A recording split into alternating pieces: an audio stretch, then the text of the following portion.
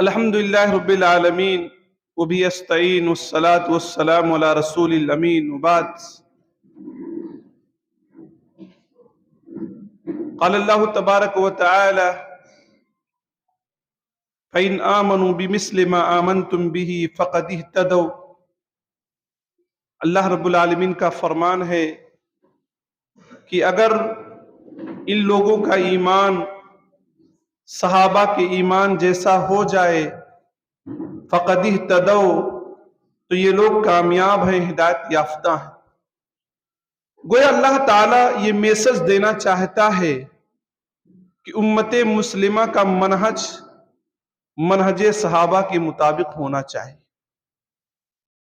ایک جگہ اللہ فرماتا ہے وَمَن يُشَاقِقِ الرَّسُولَ مِن بَعْدِ مَا تَبَيَّنَ لَهُ الْهُدَىٰ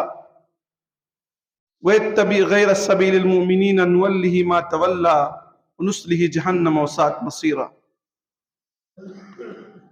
کہ جو مومنوں کے راستہ کے علاوہ کو تلاشے گا، پیروی کرے گا،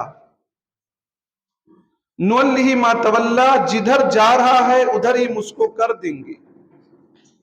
وَنُصْلِهِ جَهَنَّمَ،